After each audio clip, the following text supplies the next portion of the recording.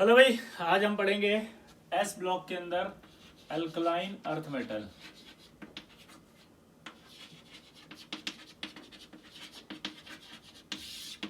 Alkaline earth metals जो होती हैं वो क्या होती हैं आपको याद होगा। सेकंड ए जो है, सेकंड ए की बात कर रहे हैं हम यहाँ पर। Beryllium, magnesium, calcium, strontium, barium.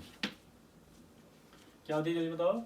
Beryllium, magnesium, calcium, strontium and barium. ठीक है, बेरियम के बाद एक और आता है रेडियम। ये रेडियो एक्टिव एलिमेंट है। एटॉमिक नंबर की बात करें तो ये 2 आएगा। यह सॉरी कितना आएगा बताओ।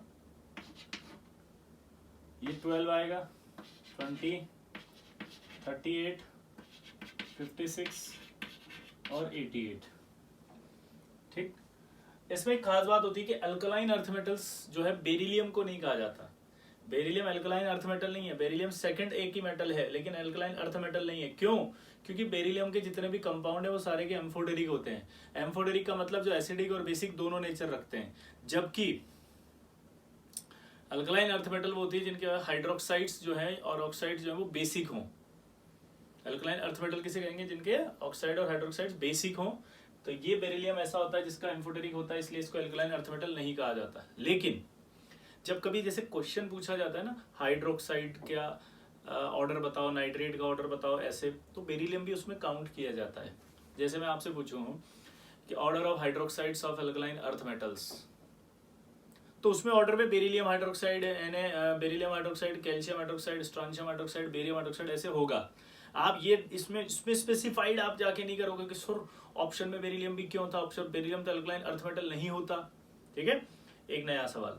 मान लीजिए ऐसा सवाल आ जाए कि which of the following alkaline earth metal hydroxide has lowest solubility, तो आप आंसर बेरिलियम है कि बेरिलियम सबसे लोअर रखता है। आपने इस बेसिस पे छोड़ दिया उस क्वेश्चन को कि बेरिलियम तो अल्कलाइन अर्थ मेटल नहीं होता, तो मैंने हाइड्रोक्साइड नहीं लगाया। तो यहां पर सवालों में इसको कंसीडर करते हुए ही टिक करना है। सवाल जब आता है कि कौन सा एलिमेंट अल्कलाइन अर्थ मेटल नहीं है, तब टिक करना है कि बेरिलियम नहीं है। सवाल क्या आता है कि कौन सा अल्कलाइन अर्थ मेटल नहीं है, तभी आपको टिक करना है बेरिलियम नहीं है। क्लियर? बाकी सारे ऑर्डर में, सवालों में, सब में इसको कंसीडर करते हुए चलना। इनका कॉन्फ़िगरेशन की बात करें, पहला तो जनरल कॉन्फ़िगरेशन आएगा NS2। मैक्सिमम बॉन्ड बनाने की कैपेसिटी 2 होगी क्योंकि इलेक्ट्रॉन एक्साइड करा देंगे ये किसमें, 2p में। ठीक, पहला जो आएगा अब आपसे एटॉमिक साइज।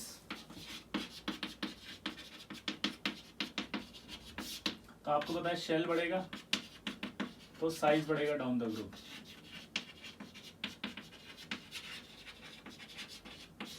ठीक है, तो डाउन द ग्रुप साइज बढ़ेगा। दूसरा आयनाइजेशन एनर्जी। जी हाँ दोस्तों, आयनाइजेशन एनर्जी नीचे आने पर क्या होगी, decrease, because shell increase. Ionization energy क्या होगी, डिक्रीज, बिकॉज शेल इंक्रीज, क्योंकि शेल इंक्रीज होता जा रहा है। ठीक है, ऑर्डर आपको पता है क्या आएगा, beryllium,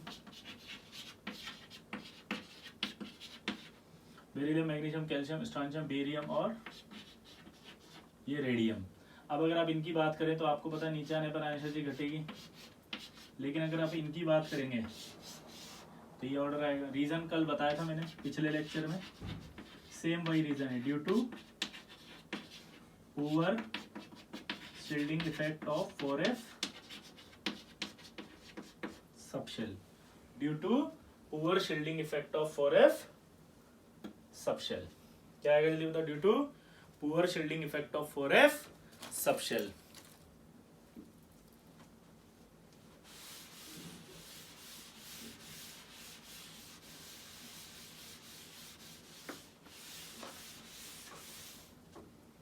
due to poor shielding effect of 4f subshell. Clear? अब इधर देखो, डेंसिटी की बात करें तो D बराबर आएगा m/v। D में m ज्यादा होगा, v कम होगा, तो अपन ने पढ़ा था, याद करो कि डेंसिटी हमेशा डाउन द ग्रुप इंक्रीज होगी। कल भी बताया था मैंने ये। But with some irregularities. यहां पर जो डेंसिटी होती है वो नीचे आने पर क्या होती है बताओ, बढ़ेगी, लेकिन विद सम इरेगुलरिटीज। जैसे अगर मैं आपसे कहूँ यहाँ पर मैग्नीशियम, कैल्शियम, स्ट्रॉन्शियम, बेरियम, ये रहा, तो डेंसिटी आपके नीचे आने पर क्या हो रही है, बढ़ रही है विथ सम इरेगुलरिटीज, यानी कि पहले डिक्रीज हुई फिर बढ़ी। आपको अगर इसे याद रखना है तो याद करो एक्समैन, तो डेंसिटी एक्समैन की तरह होती है सेकंड डे वालों की। सेकंड डे वालों की डेंसिटी किसकी तरह होती है, एक्समैन की तरह। सेकंड डे वालों की जो डेंसिटी हो किसकी तरह होती है, एक्समैन की तरह। सेकंड वालों की डेंसिटी किसकी तरह होती है, एक्समैन की तरह। ठीक है, यहाँ पर आगे अभी ऐसा क्यों हो रहा है, उसका एक रीजन है। जिनको समझ में आए ठीक है, जिनको नहीं आए वो सॉलिड स्टेट जब आप पढ़ोगे फिजिकल केमिस्ट्री में तब आएगा समझ में। जैसे अल्कलाइन अर्थ मेटल की बात कर रहे हैं अपन, तो इनका क्रिस्टलाइन स्ट्रक्चर सबका डिफरेंट होता है। लेकिन जो फर्स्ट डे वाले होते हैं, तो फर्स्ट डे वालों के अंदर एल्कलाइन जो क्रिस्टलाइन स्ट्रक्चर होती है वो बीसीसी होती है। तो बीसीसी क्रिस्टलाइन स्ट्रक्चर होगी तो वो सब सेम होंगे। बीसीसी क्रिस्टलाइन स्ट्रक्चर में सबकी क्रिस्टलाइन स्ट्रक्चर सेम होगी। जब आप सॉलिड स्टेट पढ़ोगे तो आपको पता चलेगा कि क्रिस्टलाइन स्ट्रक्चर का क्या रोल आता है डेंसिटी में। जब आप सॉलिड स्टेट पढ़ोगे तो आपको क्या पता चलेगा कि क्रिस्टलाइन स्ट्रक्चर का डेंसिटी में रोल क्या होता है, और बहुत बड़ा रोल होता है। तो जब हमने अल्कली मेटल की बात की थी, सबका क्रिस्टलाइन स्ट्रक्चर सेम था, इसलिए डेंसिटी जो थी सीधी साइज और मास पे और वॉल्यूम पे डिपेंड कर गई थी, वॉल्यूम पे। लेकिन अगर हम अल्कलाइन अर्थ मेटल की बात कर रहे हैं, सबकी डेंसिटी इक्वल नहीं होती है। सबकी डेंसिटी अगर इक्वल नहीं है, सबकी डेंसिटी अगर इक्वल नहीं है, तो इसका मतलब क्या है, डेंसिटी क्रिस्टलाइन स्ट्रक्चर पर डिपेंड करती है। तो ये वेरिएशन इसी वजह से आते हैं। तो इसलिए यहाँ लिखना पड़ता है कि increase down the group with some irregularities due to their different crystalline structure. क्या लिखोगे आप, due to their different crystalline structure, different crystalline structure की वजह से। ठीक है, तो जब क्रिस्टलाइन स्ट्रक्चर अगर अलग आएगी तो इनका मेल्टिंग पॉइंट और बॉइलिंग पॉइंट में भी डिफरेंस आएगा। जैसे यहाँ पर ये मेल्टिंग पॉइंट की बात करें, मेल्टिंग पॉइंट नीचे आने पर इंक्रीज होता है,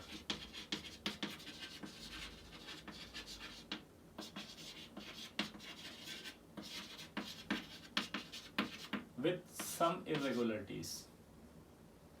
नीचे आने पर क्या होगा, बोलो इंक्रीज विथ सम इरेगुलरिटीज। फिर रीजन ये आया क्रिस्टलाइन स्ट्रक्चर। रीजन आपको एक ही देना है, क्रिस्टलाइन स्ट्रक्चर। यहां पर भी वही बात आएगी, बॉइलिंग पॉइंट में भी क्या होगा, इंक्रीज डाउन द ग्रुप। यहां पर भी वो आएगा with some different crystalline structure,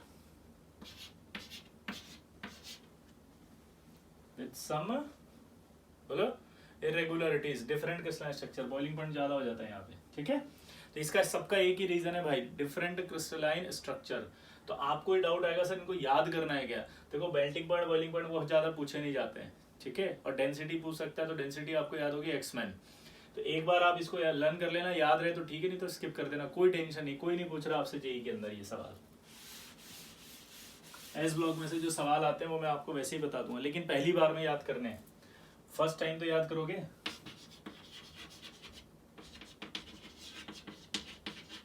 reducing power, देखो रिड्यूसिंग पावर की जब बात करते हैं, beryllium, magnesium, calcium, strontium, barium में नीचे आने पर रिड्यूसिंग पावर बढ़ेगी और ये वीकेस्ट रिड्यूसिंग एजेंट होगा। अब मेरा एक डाउट है, जब कल पढ़ा था तो लिथियम तो स्ट्रॉन्गेस्ट था, यहाँ पर ये फिर वीकेस्ट क्यों हो गया, जबकि लिथियम के अंदर हमने कहा था due to high hydration energy. अब आप दिमाग लगाओ, लिथियम अगर +1 है और उसकी हाई हाइड्रेशन एनर्जी है, तो बेरिलियम पर +2 है, +2 है तो बेरिलियम की तो हाइड्रेशन एनर्जी और ज्यादा होगी लिथियम से। तो अगर बेरिलियम की हाइड्रेशन एनर्जी और ज्यादा होगी लिथियम से, तो इसका मतलब क्या निकला, इसके हाइड्रेशन और ज्यादा है, तो इसका मतलब क्या निकला, तो इसका स्ट्रॉन्ग रिड्यूसिंग एजेंट होना चाहिए, सबसे ज्यादा, सबसे स्ट्रॉन्ग होना चाहिए, आगे आगे जाना चाहिए था इसको तो। लेकिन बेरिलियम में एक खास बात थी, बेरिलियम की आयनाइजेशन एनर्जी भी ज्यादा होती है। अब हाइड्रेशन एनर्जी भी ज्यादा है, वो नेगेटिव है, आयनाइजेशन एनर्जी भी ज्यादा है, वो पॉजिटिव है। तो जो नेगेटिव जो ज्यादा है वो पॉजिटिव से कंपनसेट हो रही है, तो टोटल जो डेल्टा जी है वो नेगेटिव इतनी नहीं हो पा रही कि सबसे स्ट्रॉन्ग बन पाई है। बहुत सिंपल है, कंफ्यूज मत होना प्लीज। हाइड्रेशन एनर्जी ज़्यादा होती है जिससे कि नेगेटिव ज़्यादा आता था, नेगेटिव ज़्यादा आता था जिससे डेल्टा जी नेगेटिव होता था। यहाँ पर जब हम बात कर रहे हैं किसकी, बेरिलियम में क्या ज़्यादा हो गया, आयनाइजेशन एनर्जी भी बढ़ गया, पॉजिटिव वाली एनर्जी थी बहुत ज़्यादा होती है इसकी, और हाइड्रेशन भी ज़्यादा होती है। तो नेगेटिव और पॉजिटिव दोनों बढ़ रही है, तो टोटल नेगेटिव तो नहीं बढ़ रही ना, तो डेल्टा जी नेगेटिव कम हो रही है, इस वजह से ये स्ट्रॉन्ग रिड्यूसिंग एजेंट नहीं होता। क्लियर सबको? तो अगर हम बात करें कि आपसे पूछा जाएगा हाइड्रेशन एनर्जी और ये तो रिड्यूसिंग पावर के बारे में बता देंगे, सिंपल है। अब देखो, अब आएगा आपका केमिकल प्रॉपर्टीज।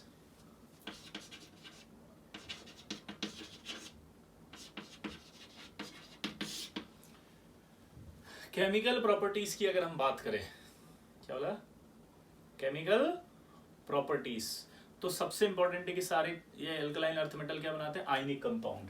क्या बनाएंगे ये,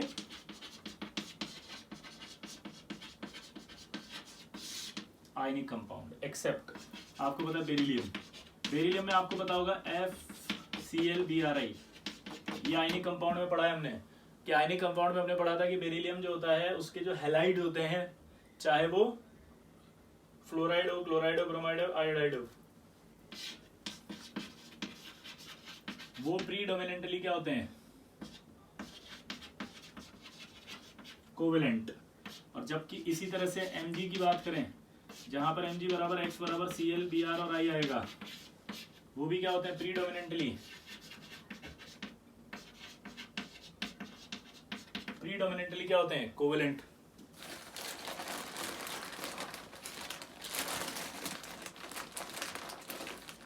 ठीक है, यहां पर अगर हम चेंज करते हैं इसको तो LiX भी बताया था कल, और एक LX3 भी होता है।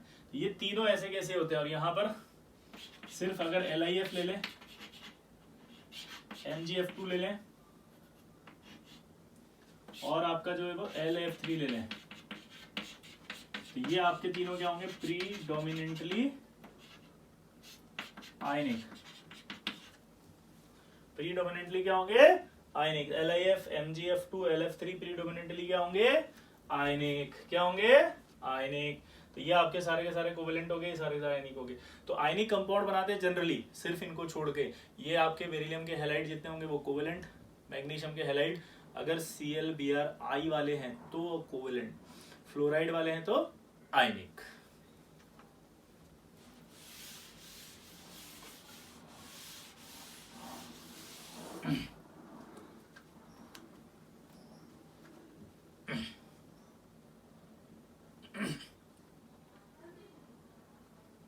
क्लियर?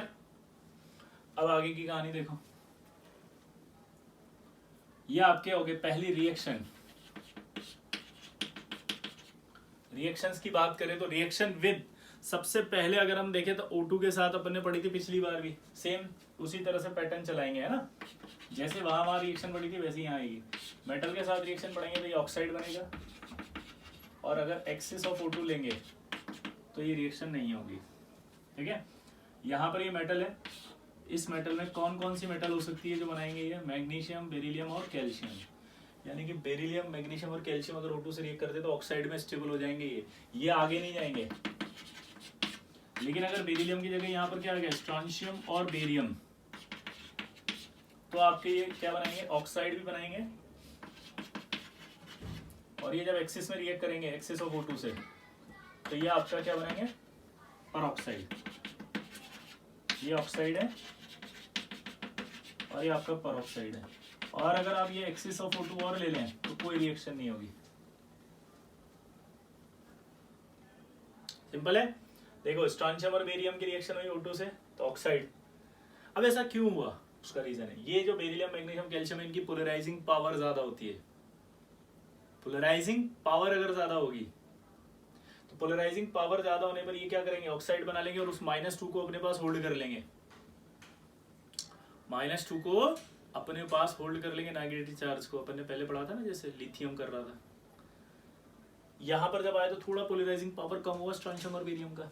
पोलराइजिंग पावर अगर कम हुआ तो ये ऑक्साइड बनाया, फिर उन्होंने क्या बनाया, परऑक्साइड।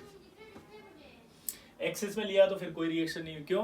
क्योंकि वो यहाँ स्टेबलाइज हो गया अपनी ऑक्सीजन के साथ -2 चार्ज को लेकर के। ठीक है, और जब O2 पर -2 आया तो पूरी तरह से कंप्लीट हो गया। तो आपसे पूछेगा beryllium magnesium calcium excess of air में रिएक्ट कराएं तो क्या करोगे, ऑक्साइड बना के ले जाएगा। लेकिन अगर स्ट्रॉन्शियम और बेरियम को लेंगे तो ऑक्साइड और परऑक्साइड बनाएगा। ठीक है, तो यहाँ पर आपसे पूछा जाएगा। अब यहाँ पर ऑक्साइड की बात करें तो जो बेरिलियम ऑक्साइड है, सिर्फ बेरिलियम ऑक्साइड प्रीडोमिनेंटली कोवेलेंट होगा, बाकी सारे ऑक्साइड आयनिक होंगे। नोट करके लिखेंगे आप कि बेरिलियम ऑक्साइड के लिए लिखना predominantly covalent oxide, while other oxides are ionic and having rock salt structure। ये सॉलिड स्टेट में आएगी, ठीक है, सॉलिड स्टेट में आएगी। सॉलिड स्टेट में रॉक सॉल्ट स्ट्रक्चर होती है लाइक NaCl स्ट्रक्चर। ये हम पढ़ लेंगे, इसलिए आप यहाँ पर दिमाग नहीं लगाएंगे, जस्ट एक इंफॉर्मेशन लिखा गया है। ठीक, दूसरी बात, बेरिलियम ऑक्साइड एम्फोटेरिक होगा, नोट करेंगे यहाँ पर एम्फोटेरिक। बाकी जितने ऑक्साइड है सारे बेसिक होंगे। क्या बोला, बाकी सारे ऑक्साइड बेसिक होंगे। नोट करो, बेरिलियम ऑक्साइड क्या होगा, एम्फोटेरिक, और बाकी सारे ऑक्साइड्स क्या होंगे, बेसिक। क्लियर। तीसरा क्या लिखोगे, all oxides are thermally stable, यानी हीटिंग पे आसानी से नहीं टूटेंगे। इसीलिए याद करो मेटलर्जी के अंदर जब हम पढ़ेंगे तो हमने कहा था रिफ्रैक्टिव मटेरियल्स होते थे, beryllium oxide, magnesium oxide, calcium oxide, क्योंकि इनके ऑक्साइड जो है वो थर्मली स्टेबल होते हैं।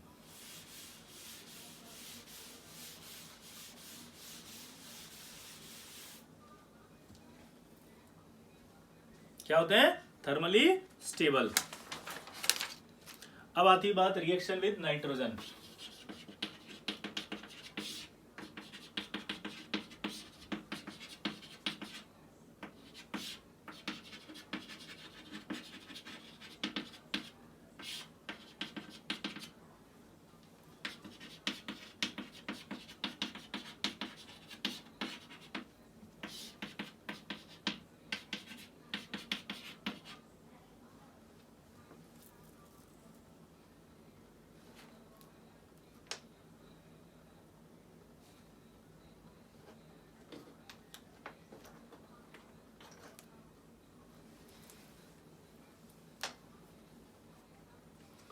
M3N2 हीट करेंगे तो मेटल प्लस नाइट्रोजन में आ जाएगा।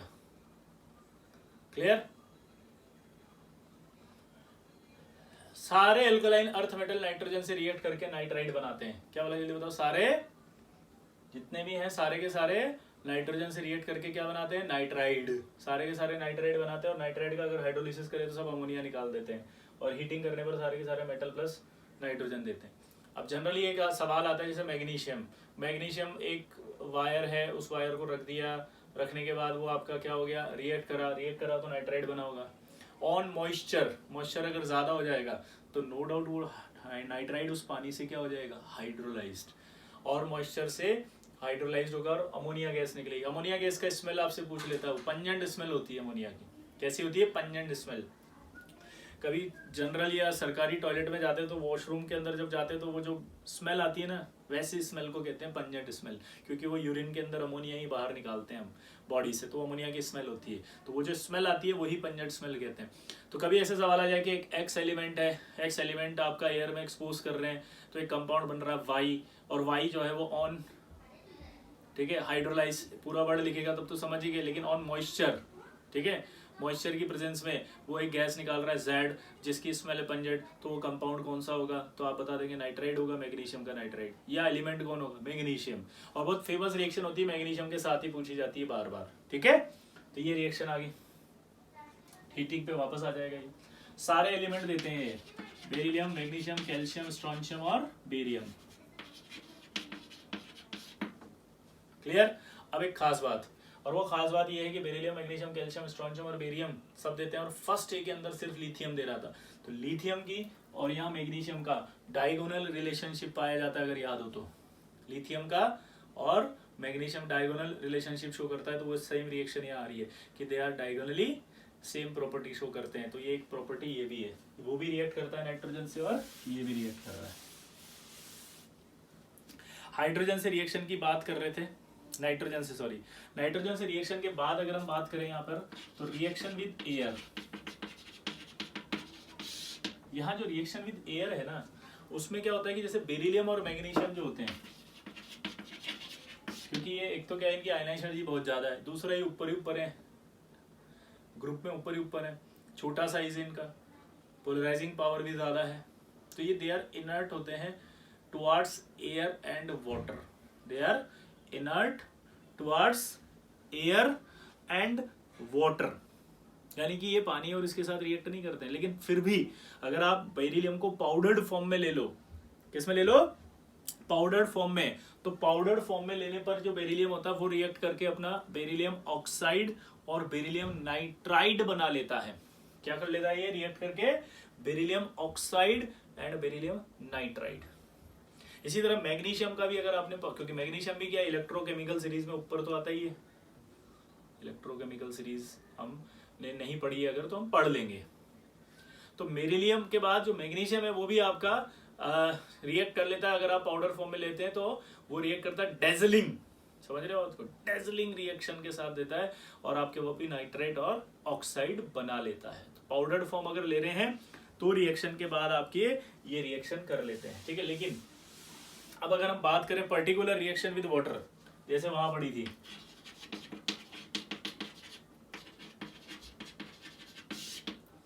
तो रिएक्शन विद वाटर अगर हम कराएं तो हमारे पास रेडॉक्स रिएक्शन होगी ऐसे, ये M+H2 MOH+H2, ठीक है। लेकिन प्रॉब्लम यही कि बेरिलियम इनर्ट होगा,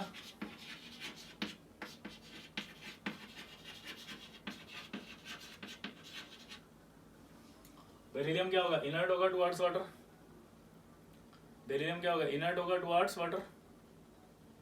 मैग्नीशियम जो होगा वो रिएक्ट करेगा विद वार्म वाटर, जबकि कैल्शियम, स्ट्रोंशियम और बेरियम ये कर लेंगे कोल्ड वाटर। कैल्शियम, स्ट्रोंशियम और बेरियम ये तीनों रिएक्ट कर लेंगे विद कोल्ड वाटर।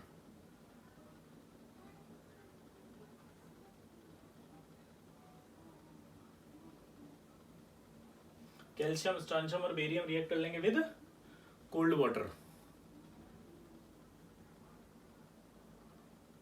सिंपल है। अब ऐसा क्या हो रहा है, देखो बेरिलियम वार्म वाटर की जरूरत क्या होती है, क्योंकि जब मैग्नीशियम, बेरिलियम तो रिएक्ट नहीं करेगा क्योंकि वीक रिड्यूसिंग एजेंट है, ये रेडॉक्स हो रही है, देखो रिएक्शन ये 0। तो यहां पर एक प्रॉब्लम क्या हो रही है कि ये तो वीक रिड्यूसिंग एजेंट है बेरिलियम, इसलिए वो तो इनर्ट है रिएक्शन में, ठीक। मैग्नीशियम वार्म वाटर से क्यों कर रहा है, क्योंकि मैग्नीशियम जब रिएक्ट करता है तो वो अपने ऊपर एक प्रोटेक्टिव लेयर बना लेता है ऑक्साइड की, तो उस प्रोटेक्टिव लेयर को रैप्चर करने के लिए, तोड़ने के लिए हीट करना पड़ता है। या एक और तरीका होता है अमलगमेटिंग विद मरकरी, यानी कि उसकी मरकरी से रिएक्ट करा के उस ऑक्साइड की लेयर को रैप्चर किया जाता है। तो यहाँ पर इंपॉर्टेंट बात आपसे पूछी जाएगी कि मैग्नीशियम वार्म वाटर से रिएक्ट क्यों करता है, कोल्ड वाटर से क्यों नहीं करता, तो आप क्या बोलेंगे, बिकॉज ये अपने ऊपर एक प्रोटेक्टिव लेयर फॉर्म कर लेता है ऑक्साइड की, जिसे हीट करके तोड़ा जाता है। तोड़ने के बाद एक तरीका तो हीटिंग है, दूसरा होता है अमलगमेटिंग विद मरकरी, यानी कि मरकरी से रिएक्ट करा के उसका अमलगम बना करके उस लेयर को हटाया जाता है, ठीक है।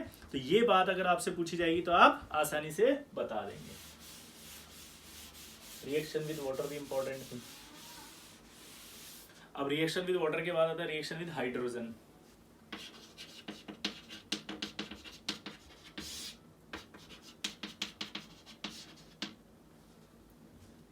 हाइड्रोजन से रिएक्ट कराएंगे तो ये बनाएगा मेटल हाइड्राइड,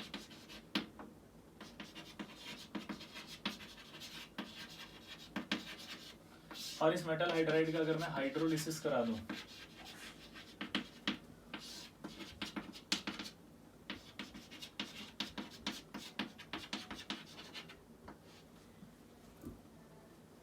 तो बन जाएगा ये हाइड्रोजन गैस, जैसे कैल्शियम।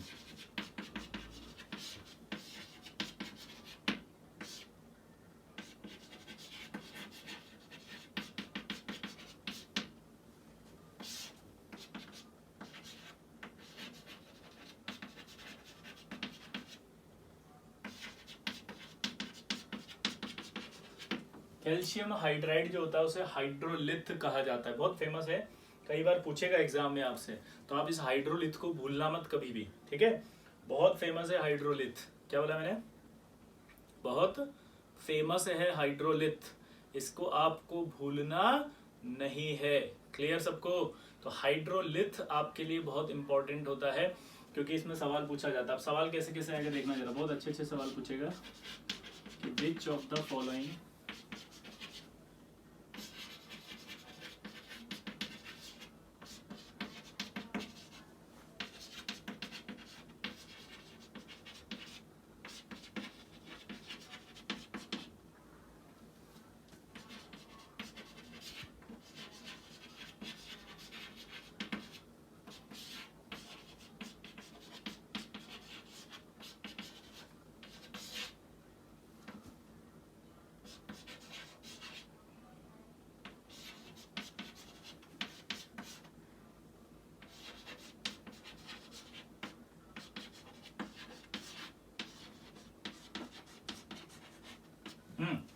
बताओ फटाफट answer. Which of the following pair give same product on hydrolysis. Same product hydrolysis पे कौन देगा? जल्दी से बताओ फटाफट, ट्राई करो फटाफट जल्दी।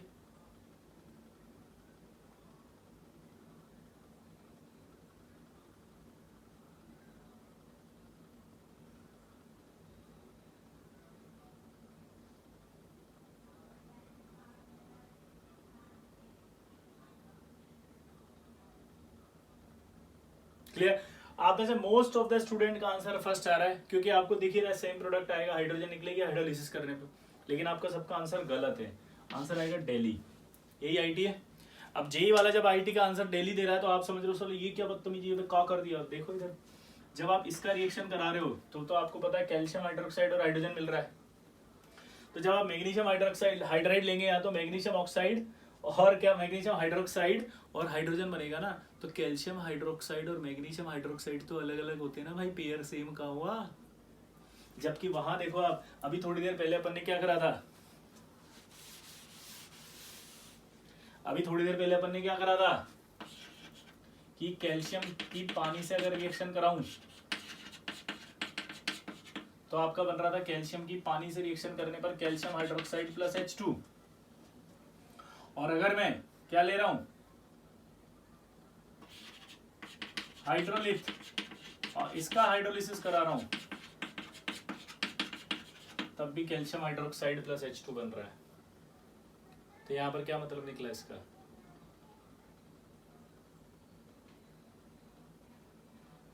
सेम प्रोडक्ट तो इसी से बने ना, ये आंसर जाएगा। ये बड़ा फेमस क्वेश्चन है और ये कई बार आता है भाई। अब गलती नहीं होगी, प्रॉमिस करो। पक्का? चलो अब आप जब हाइड्राइड की बात हो रही है ना, तो मेटल के साथ रिएक्ट करके सारे हाइड्राइड डायरेक्ट बन जाते हैं। यानी कि अल्कलाइन अर्थ मेटल में मेटल प्लस हाइड्रोजन अगर हो तो डायरेक्ट रिएक्ट करेंगे तो हाइड्राइड बन जाएगा, एक्सेप्ट बेरिलियम हाइड्राइड। तो नोट करके हम क्या लिख रहे हैं कि बाकी सारे हाइड्राइड रिएक्ट करके डायरेक्ट बन सकते हैं मेटल प्लस हाइड्रोजन से, एक्सेप्ट बेरिलियम हाइड्राइड। इसके लिए बनाया जाता है, तो इसके लिए लिया जाता है आपका BeCl2। क्या लिया जाता है? BeCl2। और BeCl2 जो होता है उस BeCl2 की रिएक्शन कराई जाती है LiAlH4 से, लिथियम एल्यूमिनियम हाइड्राइड से। लिथियम एल्यूमिनियम हाइड्राइड से रिएक्शन कराने पर आपका ये BH2AlCl3 प्लस LiCl बनता है। ठीक है, तो ये BH2 बनाने का तरीका ऐसा होगा। क्लियर सबको? तो ये बहुत फेमस रिएक्शन होती है।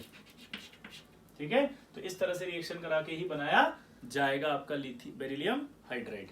ठीक, अगला होता है आपका, इसका रीजन डिफरेंट बिहेवियर शो करने का रीजन है कि इसके अंदर +2 चार्ज है, साइज छोटा है, इलेक्ट्रोनेगेटिविटी ज्यादा है, तो इसकी थोड़ा सा डिफरेंट बिहेवियर शो करने लगता है अपने ग्रुप के मेंबर से, इसलिए रिएक्शन डिफरेंट है। Reaction with halogens,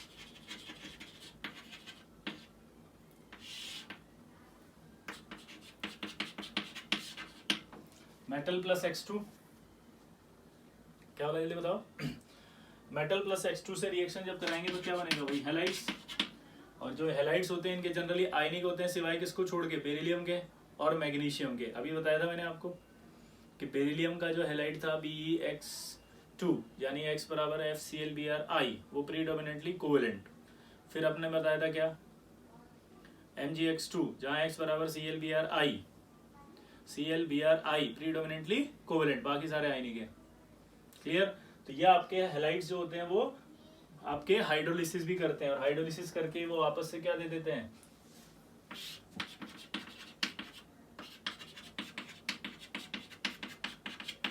HX। जैसे अगर सवाल पूछे कि क्या ये BeCl2 डेसिकेंट है, सवाल क्या आएगा, डेसिकेंट। क्या आएगा, डेसिकेंट। डेसिकेंट का मतलब ही होता है डेलिक्विसेंट। डेसिकेंट का मतलब क्या होता है, डिलिक्विसेंट। और ये हाइड्रोलिसिस जो वर्ड में बार बार बोल रहा हूँ, इसका सिंपल मीनिंग होता है पानी के साथ रिएक्शन। और ये कब हो सकता है, जब कभी किसी के पास वैकेंट ऑर्बिटल हो और पॉजिटिव चार्ज हो। तो आपसे दो चीजें पूछ रहा है, क्या BeCl2 इजीली हाइड्रोलाइज्ड हो सकता है? तो आप कैसे देखेंगे इसको मैं बताता हूं। सबसे पहले आप बेरिलियम का कॉन्फ़िगरेशन देखो, ये कॉन्फ़िगरेशन है। अब इस कॉन्फ़िगरेशन में आपको पता है 2 बॉन्ड बना रहा है ये, तो ये 2 बॉन्ड बना रहा है, तो ये एक्साइड करेगा, हाँ। तो इसके पास 2 इलेक्ट्रॉन है और 2 ऑर्बिटल खाली हैं, तो क्या इसमें ऑर्बिटल खाली है? हाँ। वैकेंट ऑर्बिटल है? हाँ। तो क्या इसका हाइड्रोलिसिस हो सकता है? हाँ। दूसरा सवाल, इस पर +2 चार्ज आ रहा है, हाँ। तो मैंने कहा हाइड्रोलिसिस की कंडीशन क्या होती है, वैकेंट ऑर्बिटल होना चाहिए और पॉजिटिव चार्ज होना चाहिए, और दोनों एक ही एटम पर होना चाहिए। अगर ऐसा है तो हाइड्रोलिसिस हो जाएगा, यानी पानी से रिएक्शन होगी। तो अब दूसरा इसकी प्रॉपर्टी क्या बताया मैंने, डेसिकेंट। डेसिकेंट मतलब होता है डेलिक्विसेंट। डेलिक्विसेंट वो होते हैं जो पानी को एब्जॉर्ब कर लेते हैं अपने अंदर। तो पानी को एब्जॉर्ब करने की इच्छा इसकी भी है, क्योंकि एक तो इसकी पोलराइजिंग पावर ज्यादा है, जिनकी भी पोलराइजिंग पावर ज्यादा होती है वो पानी को अपनी ओर खींचते हैं। जिनकी भी पोलराइजिंग पावर ज्यादा होती है वो अपनी ओर पानी को खींचते हैं। तो अब सवाल ध्यान से सुनना, वो बोलेगा BeCl2 इज डेसिकेंट, सही है क्या? यस। दूसरा, डेसिकेंट होने का रीजन क्या है, हाई पोलराइजिंग पावर। ये एक अलग सेगमेंट हो गया। दूसरा सवाल, BeCl2 undergoes in hydrolysis easily because, अब इसका एक्सप्लेनेशन है, because it has 2 vacant orbital and positive charge on beryllium. अब दोनों को मिक्स कराओ। वो अगर ऐसे देता है कि beryllium BeCl2 is a desiccant, so that's why it undergoes in hydrolysis easily, तो ये स्टेटमेंट सही नहीं हुआ। वो हाइड्रोलिसिस में जा रहा है, उसका रीजन है कि उसके पास वैकेंट ऑर्बिटल और पॉजिटिव चार्ज है, और वो डेसिकेंट है, उसका रीजन है उसका हाई पोलराइजिंग पावर है। दोनों डिफरेंट, अलग अलग समझ में आ गया?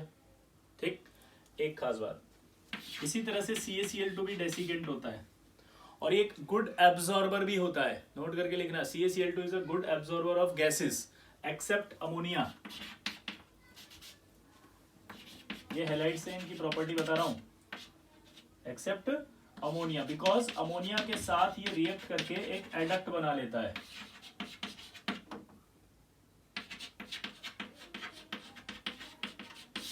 Accept ammonia and alcohol. क्या बोला जल्दी बताओ, एक्सेप्ट अमोनिया एंड अल्कोहल। तो नोट करके लिखना, CaCl2 is a good dehydrating agent but it does not, या गुड एब्जॉर्बर ऑफ गैसेस, ऐसे लिखो। CaCl2 is a good absorber of gases, ठीक है, एक्सेप्ट अमोनिया। तो अमोनिया रीजन कि अमोनिया से रिएक्ट करके CaCl2.8NH3 बना रहा है और अल्कोहल से रिएक्ट करके CaCl2.4C2H5 बना रहा है। तो जब कोई रिएक्ट कर लेता है तो फिर उसको नहीं बोलते कि वो एब्जॉर्ब कर रहा है, ठीक है, गुड एब्जॉर्बर नहीं हुआ फिर ये। तो ये 2 प्रॉपर्टी इनकी होगी, बेरिलियम की और इसकी। अब एक खास बात होती है हैलाइड्स में, एक खास बात ये होती है कि जो बेरिलियम है ना, इस मेथड से आप BeF2 नहीं बना सकते एंड BeCl2 डायरेक्ट नहीं बना सकते। नोट करके हम क्या लिखेंगे कि BeF2 and BeCl2 do not form directly, ठीक है, इनके अल्टरनेट मेथड होते हैं। तो बेस्ट मेथड ऑफ, क्या बोल रहा है वो, best method of formation of BeF2। BeF2 का फॉर्मेशन का जो बेस्ट मेथड है वो क्या है, वो है हीटिंग इफेक्ट या थर्मल डिकम्पोजिशन ऑफ दिस, ये अमोनिया प्लस BeF2 बना देता है, ठीक है। और BeCl2 का बेस्ट मेथड बनाने का है, बेरिलियम ऑक्साइड लेते हैं, कार्बन लेते हैं, Cl2 लेते हैं, 600 से 800 डिग्री सेंटीग्रेड लेते हैं, तब आपका जो है वो क्या बनता है, BeCl2। तो BeCl2 बनाने का जो तरीका है वो क्या है, समझ में आ गया? बेरिलियम ऑक्साइड का रिडक्शन। पहले देखो आप, इससे रिड्यूस किया इसने, कार्बन ने इसको रिड्यूस किया बेरिलियम ऑक्साइड को, और जब इसको रिड्यूस किया तो आपके बना होगा बेरिलियम, और बेरिलियम ने फिर हेलोजन से रिएक्ट करा, BeCl2 बना। तो इस तरह से आपका बेरिलियम हैलाइड्स बनाया जाएगा। क्लियर? नोट करो इसको, इंपॉर्टेंट है ये, फटाफट। क्लियर? अब देखो एक खास बात ये होती है कि नीचे आने पर हमने क्या कहा था, पोलराइजिंग पावर जो घट रही है, तो इनके भी सॉल्ट्स हाइड्रेटेड होते हैं।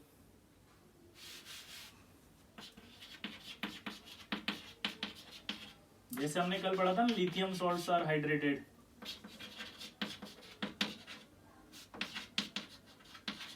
MgCl2.6H2O भी हो सकता है, 8H2O भी हो सकता है, डिपेंड करता है मॉइस्चर कितना है।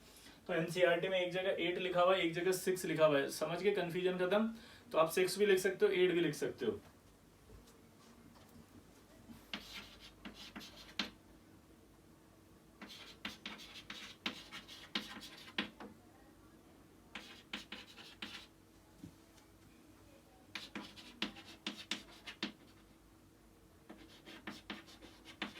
देखो नीचे आने पर क्या हो रहा है, नीचे आने पर क्या हो गया, ये हाइड्रेशन कम हो गया इसका। देखो अब .2H2O में आ गया ये, नीचे आने पर क्या हो गया, हाइड्रेशन कम। रीजन, पोलराइजिंग पावर घट रही है। देखो अब अभी तक तो 6 चल रहा था, अचानक से बेरियम पे 2 आ गया, क्योंकि नीचे आते बेरियम की बहुत ज्यादा कम हो गई पोलराइजिंग पावर। तो ये आपके सबसे इंपॉर्टेंट चीजें होती हैं जो आपसे हमेशा एग्जाम के अंदर पूछी जाती है कि भैया हैलाइड जो होगा, उस हैलाइड के अंदर आपका क्या होगा। तो हैलाइड के अंदर क्या होगा समझ जाएंगे, बोलो। अब आएगी रिएक्शन विद एसिड।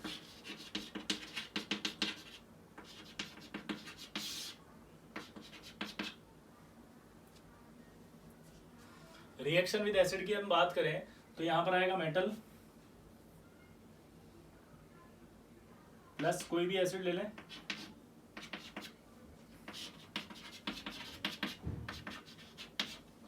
लेकिन बेरिलियम यहां पर इस तरह से रिडॉक्स नहीं करता। ये एसिड देखो आप, H++Cl-, इसको इसने क्या किया, ये अल्कलाइन अर्थ मेटल अच्छे रिड्यूसिंग एजेंट होते हैं क्योंकि इलेक्ट्रॉन निकालते हैं, अभी बताया था ना अपन ने। लेकिन इनमें सबसे वीक रिड्यूसिंग एजेंट कौन था, बेरिलियम। तो बेरिलियम आसानी से रिएक्ट नहीं करेगा। क्या बोला जल्दी बताओ, बेरिलियम वीक रिड्यूसिंग एजेंट है तो आसानी से रिएक्ट नहीं करेगा, इसलिए ऑर्डर क्या आएगा, बेरिलियम, मैग्नीशियम, कैल्शियम, स्ट्रोंशियम और बेरियम।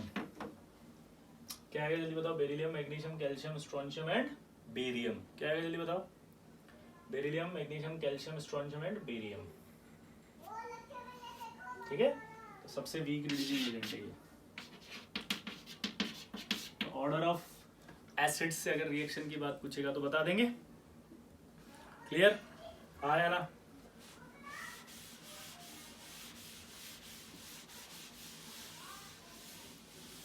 अब एक खास बात होती है कि जो डिहाइड्रेशन होता है ना, डिहाइड्रेशन ऑफ जो ये जो नीचे आ रहे हैं, डिहाइड्रेशन मतलब आप हीटिंग इफेक्ट की बात अपन ने की थी अगर याद हो तो। जिन बच्चों ने हीटिंग इफेक्ट नहीं पढ़ा है वो हीटिंग इफेक्ट बाद में पढ़ लेंगे, इसलिए आप बिल्कुल परेशान मत होना। ठीक है, एक लाइन जो होती है वो होती है कि कभी भी जब हम इन हैलाइड्स को जब हीट देते हैं तो ये हैलाइड हाइड्रोलाइज्ड हो जाते हैं। ठीक है, ये हाइड्रोलाइज्ड हो जाते हैं। क्लियर, लेकिन नीचे आने वाले आपके हाइड्रोलाइज्ड नहीं होंगे, लाइक बेरियम, क्योंकि बेरियम जो होगा, और जनरली जो बेरियम और मैग्नीशियम होंगे वो तो क्या होंगे, वो हाइड्रोलाइज्ड हो जाएंगे। ठीक है, वो क्या हो जाएंगे, हाइड्रोलाइज्ड ऑन हीटिंग। लेकिन कैल्शियम, स्ट्रोंशियम और बेरियम की बात करेंगे तो वो एनहाइड्रस हो जाते हैं हीटिंग। मैं आपको समझाता हूं, आपको नोट करके लिखो, जनरली नोट में लिखो कि the dehydration of hydrated chloride, लिखो dehydration of hydrated chloride, bromide and iodide of chloride, bromide and iodide of calcium, strontium and barium can be achieve, can be achieve on heating,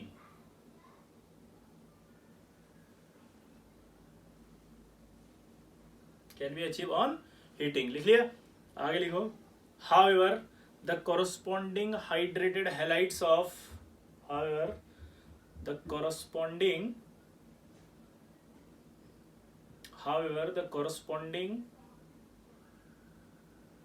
hydrated salts of beryllium and magnesium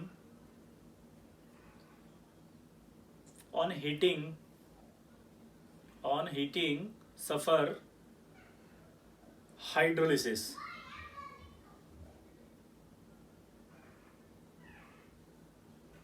clear. अब इधर देखो, अगर मैं यहां पर बात करूं, ध्यान से देखना कि आपका ये आपका BeCl2 था, 6H2 था। मैं ये कहना चाह रहा था यहाँ पे ये, और ये आपका कैल्शियम है, स्ट्रोंशियम है,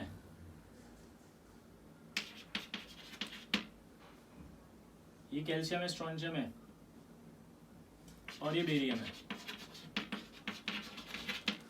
आप अगर इनको हीट करेंगे तो ये हाइड्रोलाइज हो जाएंगे और ये अपना अपना ऑक्साइड बना देंगे। ठीक है, ये हाइड्रोलाइज हो जाएंगे, ऑक्साइड बना देंगे। ठीक है, जब इनको हीट करेंगे तो ये एनहाइड्रस हो जाएंगे, यानी ये डायरेक्ट हीटिंग पर CaCl2, SrCl2, BaCl2 ये देंगे और पानी उड़ जाएगा।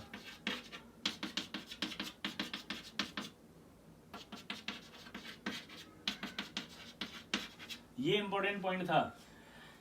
ये हाइड्रोलाइज हो जाते हैं क्योंकि इनकी पोलराइजिंग पावर ज्यादा है, तो ये पानी से ही रिएक्ट कर जाते हैं वापस हीटिंग पर, और पानी से रिएक्ट करके हाइड्रोलाइज हो जाते हैं, पानी से रिएक्ट करके हाइड्रोलाइज हो रहे हैं। ठीक है, क्योंकि एक तो इनके पास चार्ज डेंसिटी बहुत ज्यादा है, पॉजिटिव चार्ज की डेंसिटी बहुत हाई है, +2 चार्ज है, और वो छोटा साइज है तो उसकी चार्ज की डेंसिटी बहुत ज्यादा है, तो जो पानी होता है उसको खींच लेते हैं खटाक से हाइड्रोलाइज करने के लिए।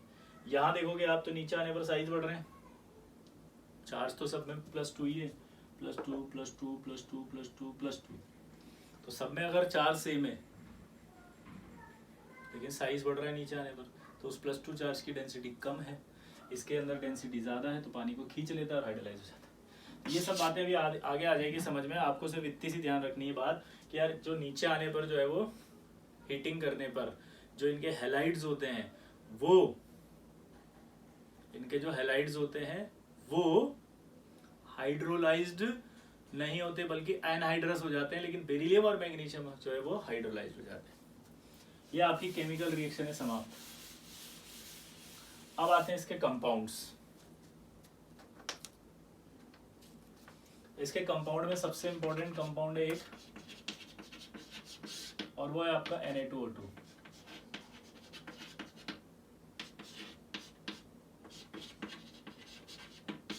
प्रिपरेशन, पहली प्रिपरेशन तो अपन ने पढ़ी थी यार, जो सोडियम था O2 था, अगर इसकी एक्सिस में रिएक्शन करा दें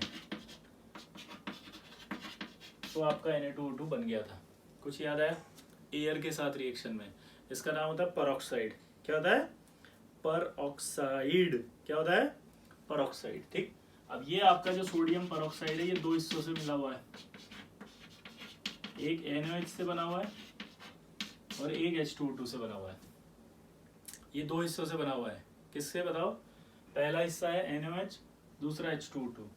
ये आपका बेसिक हो गया, ये आपका ऑक्सीडाइजिंग एजेंट हो गया, तो इसलिए ये अच्छा ऑक्सीडाइजिंग एजेंट होता है। H2O2 रिड्यूसिंग एजेंट भी होता है, लेकिन ये बेसिक मीडियम है इसलिए अच्छा, ज़्यादा अच्छा किस तरह बिहेव करेगा? ये ऑक्सीडाइजिंग एजेंट की तरह। तो अब इसकी जो रिएक्शंस होती हैं वो देखना। अब आप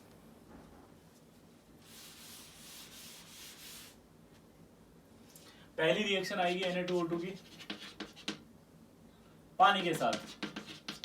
अब पानी में जैसे ही आप डालोगे तो आपको पता है ये तो किससे बना हुआ है? ये तो NaOH प्लस H2O2 से बना हुआ है, तो पानी में डालते वही बना देगा वापस।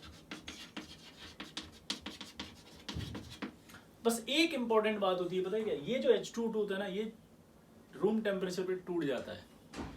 रूम टेम्परेचर पे टूट के ये H2O प्लस O2 दे देगा, लेकिन 0 डिग्री पर ये नहीं टूटेगा। 0 डिग्री पर नहीं टूटेगा, इसलिए रिएक्शन 0 डिग्री पे करा रही है। लेकिन अगर यही रिएक्शन 25 डिग्री पर हो जाती, किस पर हो जाती, 25 डिग्री पर अगर ये रिएक्शन करवा देते हैं, तो ये आपका क्या बनाता, वापस देखना, NaOH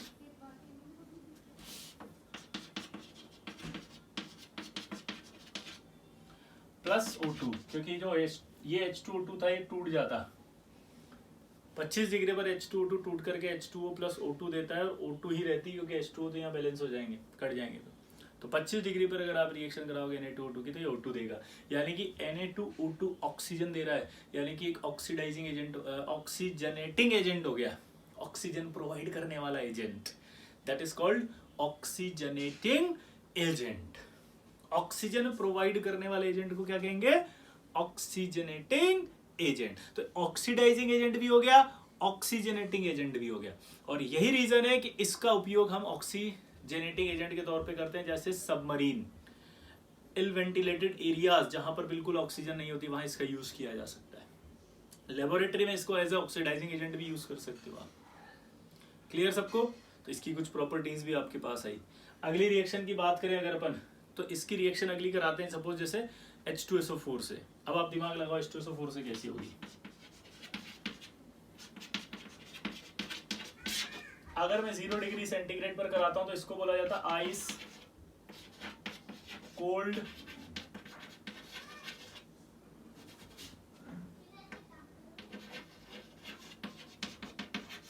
मिनरल एसिड। देखना जरा, इसको अपन ऐसे लिखेंगे हर बार रिएक्शन के लिए, NaOH प्लस H2O2। अब ये एसिड है, ये बेस है, तो अपने आप ही दिमाग लगाओ कौन रिएक्ट करेगा पहले।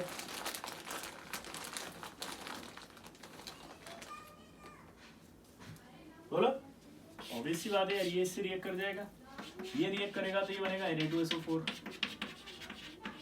और अगर 0 डिग्री सेंटीग्रेड लिया है तो H2O2। इसीलिए 0 डिग्री लिखो या डायरेक्ट ऐसे लिख दो आइस कोल्ड मिनरल एसिड, तो ये हो जाएगा। अगर इस Na2O2 की मैं रिएक्शन करा दूं किससे, ये वही NaOH है, ये H2O2 है, किससे, CO2 से। CO2 गैस आपको पता है एसिड होती है, ये आपका बेस है, ये इससे रिएक्ट कर लेगा, फिर वही 0 डिग्री सेंटीग्रेड है, तो आपके क्या बन जाएगा, यहाँ पे CO2 से रिएक्ट करेगा तो Na2CO3 प्लस H2O2। लेकिन अगर मैं 0 की जगह यहाँ पर 25 डिग्री पे कराता तो ये टूट जाता H2O2 और क्या बनता O2। जादू हो गया भाई, मजाक ही मजाक में, इसने CO2 से रिएक्ट करके O2 प्रोड्यूस कर दी। इसीलिए इसका यूज करते हैं हम इल वेंटिलेटेड एरियाज में as a oxygenating agent. Submarine पानी के अंदर होती है, वहां कहाँ ऑक्सीजन मिलेगी, तो इसको यूज करते हैं ताकि CO2 को किसमें कन्वर्ट कर दे, ऑक्सीजन में। जादू जादू, ठीक है। इसी तरह से अगर आप ध्यान से देखें तो ये एक ऑक्सीडाइजिंग एजेंट भी है,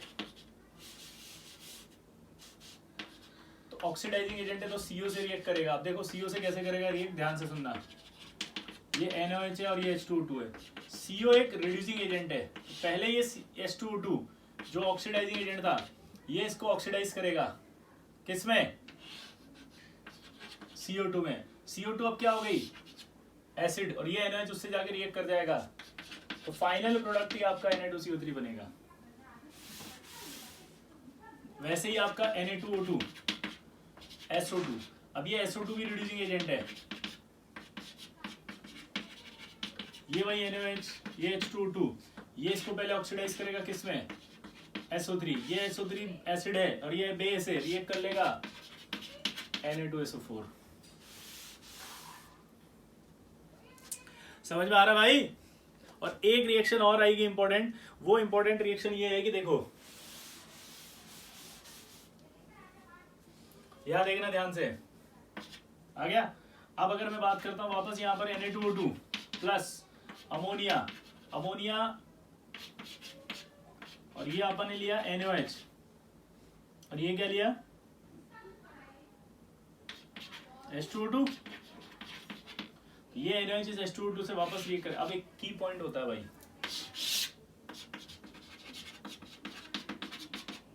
कोई भी ऑक्सीडाइजिंग एजेंट आ जाए अमोनिया के साथ वो N2 बनाएगा। कोई भी ऑक्सीडाइजिंग एजेंट हो अगर वो अमोनिया के साथ है तो वो हमेशा क्या बनाएगा बताओ, कोई भी ऑक्सीडाइजिंग एजेंट है अगर वो अमोनिया के साथ है तो वो हमेशा क्या बनाएगा, N2। कोई भी ऑक्सीडाइजिंग एजेंट है अगर वो अमोनिया के साथ होगा तो वो क्या बनाएगा, N2। बस एक एक्सेप्ट, अमोनिया के साथ O2, अगर O2 आ गया तो वो नाइट्रिक ऑक्साइड बनाएगा, NO। अगर O2 आ गया तो क्या बनाएगा वो, नाइट्रिक ऑक्साइड। अगर O2 आ गया तो क्या बनाएगा वो, नाइट्रिक ऑक्साइड। क्या बनाएगा, नाइट्रिक ऑक्साइड। यहां पर आप देखो ये ऑक्सीडाइजिंग एजेंट अमोनिया के साथ है, क्या बनेगा ये, N2 प्लस। अगर 0 डिग्री पे कराएंगे तो साथ में क्या बन जाएगा, ये तो रिएक्ट कर गया N2 और ये बन जाएगा NaOH। ठीक है, तो ये फाइनल रिएक्शन आती है। तो आप समझ नहीं पाते हो कि यार यहाँ अलग आई, यहाँ अलग आई, यहाँ N2 प्लस ये कैसे आया, क्योंकि इसने इसको ऑक्सीडाइज किया N2 में, इसलिए प्रोडक्ट आया N2।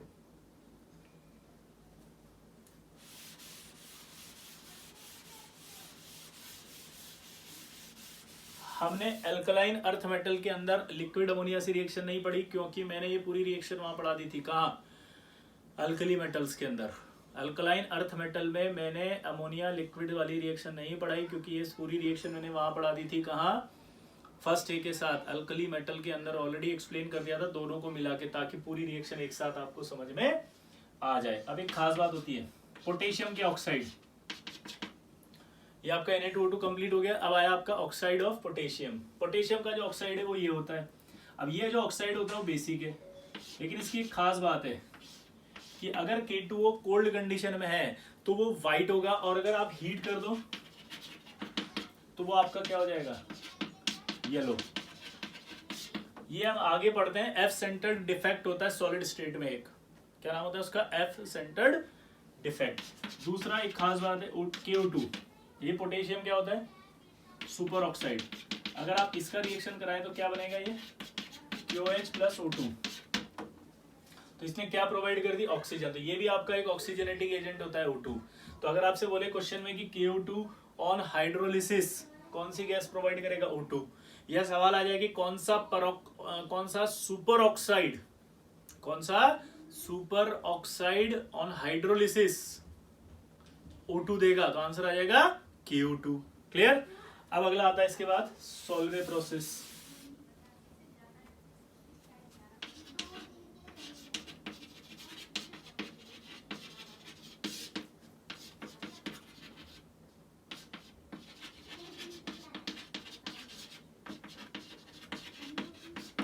Preparation of Na2CO3। Na2CO sodium carbonate होता है। Na2CO3 क्या होता है, सोडियम कार्बोनेट।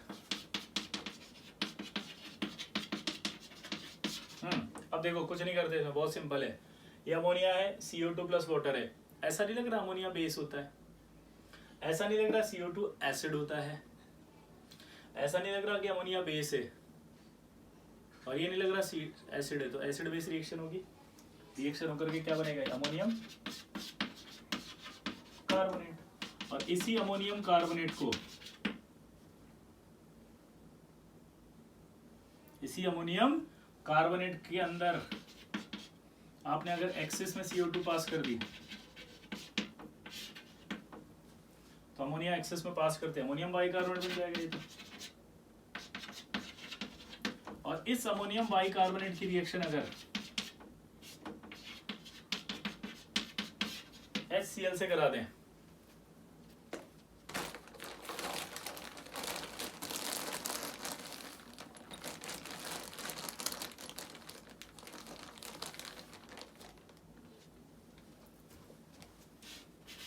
इस अमोनियम की अगर NaCl से करा दें तो रिएक्शन में क्या हो जाएगा, NaHCO3 प्लस HCl बाहर आ जाएगा। ये आपका सोडियम बाइकार्बोनेट है। सोडियम बाइकार्बोनेट स्पेरिंगली सोल्यूबल होता है।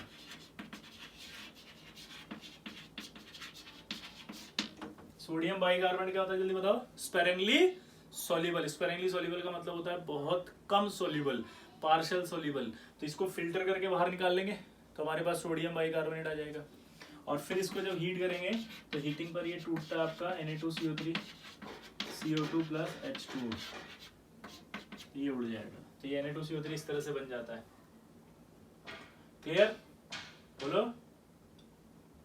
हाँ या ना? अब यहाँ एक खास बात होती है, पता है क्या? यहाँ जो खास बात होगी वो ये होगी कि यहाँ पर आपका जो आपने बनाया ये अमोनियम बाइकार्बोनेट से NaCl, इससे बना NH बाइकार्बोनेट, साइड प्रोडक्ट जो HCl बना हुआ एसिड है और यहाँ अमोनियम पड़ा हुआ है, उससे रिएक्ट करके ये बनाएगा अमोनियम क्लोराइड।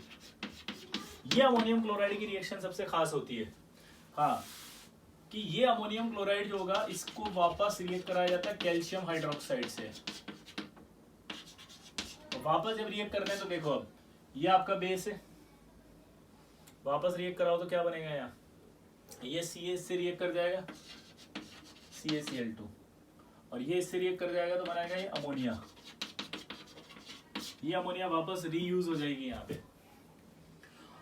इस मेथड में ये जो CaCl2 बनता है बहुत ज्यादा बनता है, इसलिए जब हम बात करते हैं कि CaCl2 का प्रिपरेशन किस मेथड से किया जाएगा तो आप एक आंसर लिखते हैं, it is a by product of Solvay process.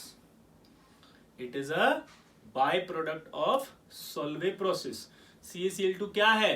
It is a by product of Solvay process. क्या है? By product of Solvay process. Large amount में बनेगा और ये जो बना है इसको वापस रीयूज कर लेंगे। अब दोबारा समझो क्या हुआ? कुछ नहीं हुआ, अमोनिया लिया, CO2 प्लस वाटर लिया, रिएक्ट कराया, ammonium carbonate, acid base reaction हुई। एक्सिस में जब भी पास कराते हैं तो कार्बोनेट हमेशा बाई कार्बोनेट में कन्वर्ट हो जाते हैं। बाई कार्बोनेट में कन्वर्ट होने के बाद इसकी रिएक्शन कराते हैं NaCl से। NaCl से रिएक्शन कराती रिएक्शन होती है सिंपल, सोडियम बाई कार्बोनेट बनता है। यहाँ अमोनिया था और ये HCl था, ये H इसके साथ रिएक्ट कर रहा है, तो ये HCl जो है वो वापस अमोनिया से रिएक्ट करके NH4Cl बना रहा है। अब ये सॉल्युबल है, ये प्रीपीटी है, तो हमने इसको क्या कर लिया? फिल्टर, इसको हीट करा। बाई कार्बोनेट हमेशा टूटते हैं carbonate plus CO2 plus H2O में। बाई कार्बोनेट किसमें टूटते हैं बताओ? तो बाई कार्बोनेट टूटते हैं हमेशा Na2CO3, CO2 और H2O में। ये टूट गए, टूटने के बाद आपका ये जो बचा कहाँ गया है? NH4Cl, इसको निकाल के वापस ट्रीट कराते हैं कैल्शियम हाइड्रोक्साइड से, उससे CaCl2 बनता है। अभी अभी CaCl2 पढ़ाया था कि गुड एब्जॉर्बर ऑफ गैसेज है, अल्कोहल और अमोनिया को नहीं कर पाता एब्जॉर्ब। क्यों? क्योंकि वो एडक्ट बना लेता है। अमोनिया जो बाहर आई वापस रीयूज कर लेंगे। अब एक सवाल पूछता है ये, सोल्वे प्रोसेस से K2CO3 is not produced by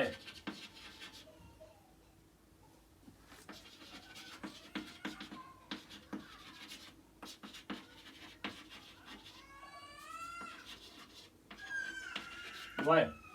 answer बताओ कि आखिर K2CO3 क्यों नहीं बना पा रहे हैं? सोचो, जल्दी सोचो।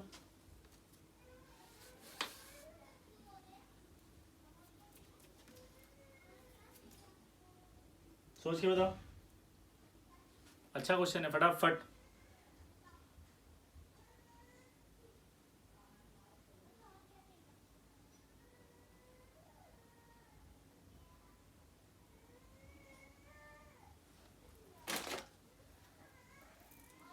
उसका रीजन देखो, जब आप यहाँ पर अमोनिया प्लस CO2 लेंगे तो ये बनेगा, ये करेंगे तो ये बनेगा। यहाँ NaCl की जगह क्या लेंगे आप? KCl, तो यहाँ KHCO3 और यहाँ आपका बनेगा NH4Cl। दोनों ही सोल्यूबल होते हैं। Potassium by carbonate is a soluble, soluble होगा तो आप अलग नहीं कर सकते यहाँ पे, इसलिए आप इसकी जगह नहीं करवा सकते इस टेस्ट को। मतलब सोल्यूबल प्रोसेस से K2CO3 को नहीं बना सकते। इसका रीजन लिखना, because potassium by carbonate is soluble. क्या रीजन लिखोगे? Because potassium by carbonate is soluble, इसलिए हम इससे क्या बना पा रहे हैं? सिर्फ Na2CO3। तो यानी कि सोल्वे प्रोसेस सिर्फ Na2CO3 का होता है।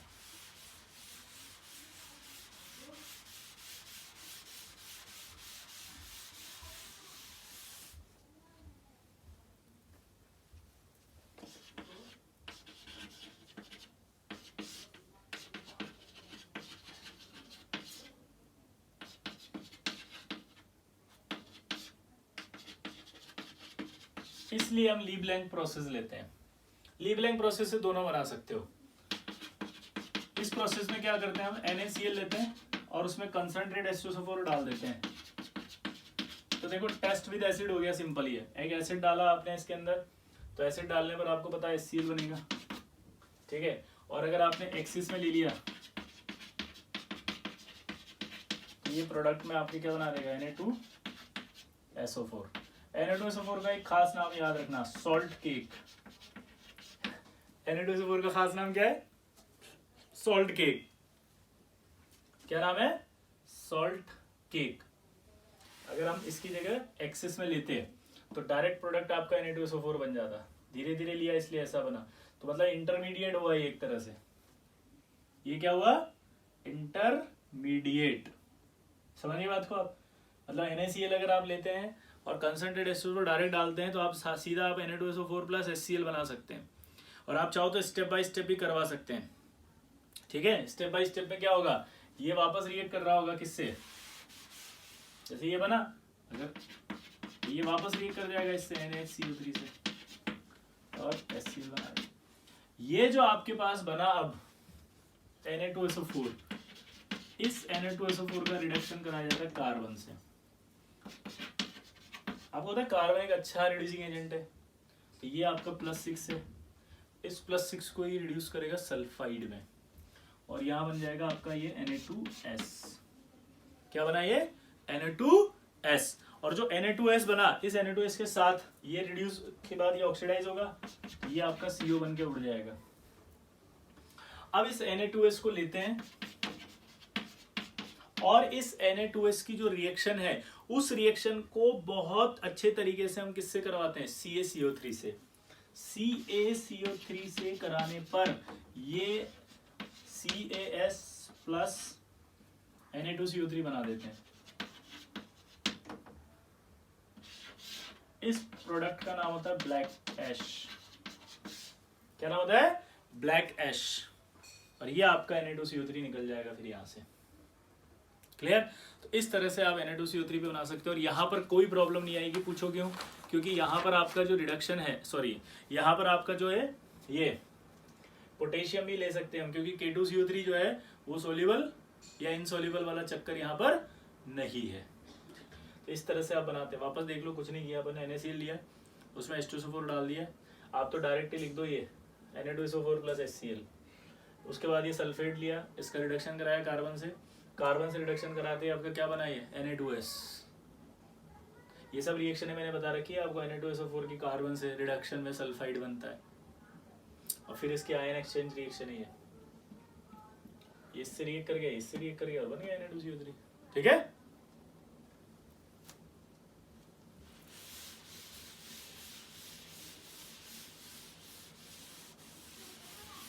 अब 1 मिनट का समय दे रहा हूं, आप सॉल्वे प्रोसेस की रिएक्शन लर्न करें तुरंत, और ली ब्लैंक की भी, दोनों याद करो, नहीं तो याद नहीं होगी। जल्दी, 2 मिनट का समय आपके पास, फटाफट जल्दी।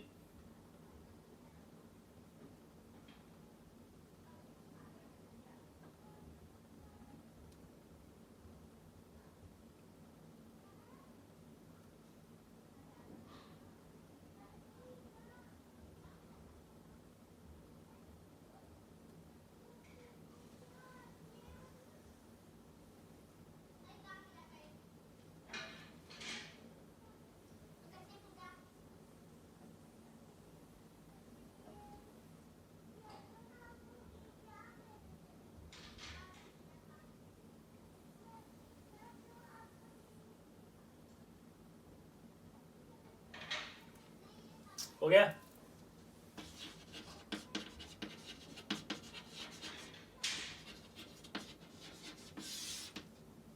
कास्नर गेलनर सेल की बात अगर अपन करें तो कास्नर गेलनर सेल जो होता है वो आपका प्रिपरेशन ऑफ NaOH। ये ऐसे सवाल होते हैं जो सिंपल होते हैं, डायरेक्ट आपके जैसे कहते हैं ना मैच द कॉलम में आ गया, कास्नर गेलनर से किसका प्रिपरेशन होता है, सॉल्वे से किसका प्रिपरेशन होता है, ये इस टाइप के हैं। ठीक है, ज़्यादा खास नहीं, आप तो टेंशन मत लेना इसमें। तो कास्नर गेलनर सेल जो है उससे आप किसका प्रिपरेशन करेंगे, NaOH से।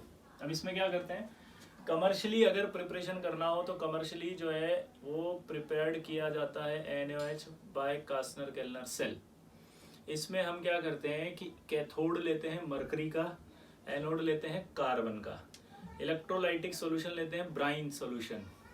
ब्राइन सॉल्यूशन आपको पता होना चाहिए, NaCl का सॉल्यूशन ही ब्राइन सॉल्यूशन कहलाएगा। ठीक है, तो ब्राइन सॉल्यूशन लेते हैं यहाँ पे, मरकरी का कैथोड ले लिया। ठीक है, अब जब आप इस NaCl का इलेक्ट्रोलिसिस कराएंगे तो ये Na++Cl- होगा और ये Na+ किस पर जाएगा, मरकरी के कैथोड पर। तो जब ये मरकरी के कैथोड पर जाएगा तो ये पहले तो एक इलेक्ट्रॉन लेगा, क्योंकि ये रिड्यूस होना चाहता है, कैथोड पर रिडक्शन होता है।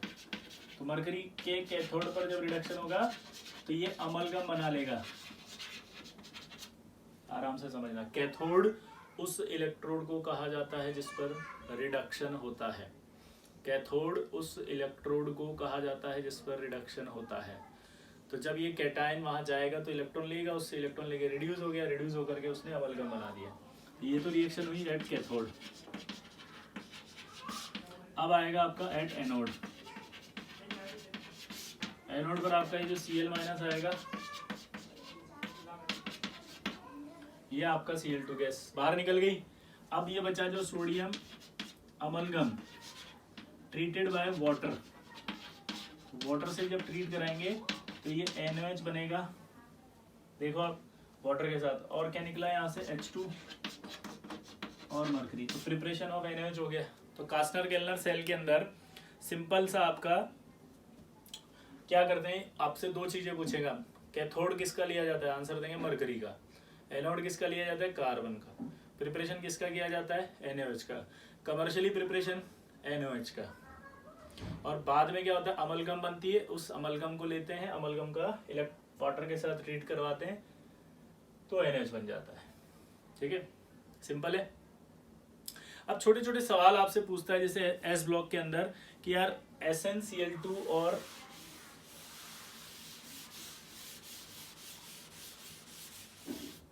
HgCl2 क्या ये एक साथ एग्जिस्ट करेंगे। ये SnCl2 है और HgCl2, तो ये आपके एग्जिस्ट नहीं करेंगे टुगेदर।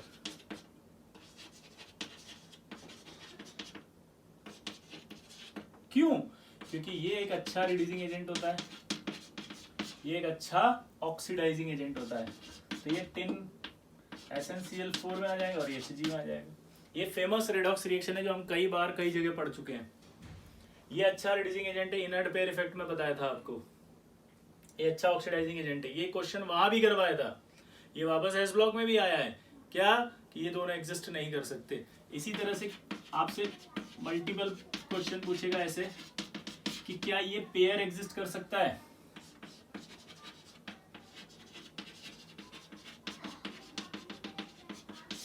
तो आंसर दोगे कि ये पेयर भी एग्जिस्ट नहीं कर सकता टुगेदर। अब ये पेयर एग्जिस्ट क्यों नहीं कर सकता टुगेदर, उसका सिंपल रीजन है, पूछो क्या। ये यहाँ पर H है, बाइकार्बोनेट जब भी होगा उसमें H+ होगा, और ये आपका बेस है NaOH। ये एसिड बेस रिएक्शन कर लेंगे। एसिड बेस रिएक्शन अगर हो गई तो अपने आप ही रिएक्शन नहीं होगी, मतलब एग्जिस्ट नहीं कर रहा, मतलब ये कहाँ रहेगा, प्रोडक्ट में बन जाएगा ना वो। तो इस तरह के जो सवाल आते हैं, इन सवालों को आपको करना आना चाहिए कि which of the following pair does not exist. तो ये पेयर भी एग्जिस्ट नहीं कर रहा, ये भी नहीं कर रहा। क्लियर, तो आपसे सवाल पूछेंगे तो बता देंगे। यस, ये आपका एस ब्लॉक खत्म। अब आप एस ब्लॉक की शीट आपको दी जाएगी, उसको आप सॉल्व करेंगे। ठीक है, जितना नोट्स में लिखवाया गया है उसी को याद करेंगे अच्छे से, प्लस NCERT करेंगे। ठीक है, प्रॉमिस, ये होमवर्क आप करेंगे, IIT की कसम है। ठीक है, मिलते हैं, चलो अगली बार, बाय।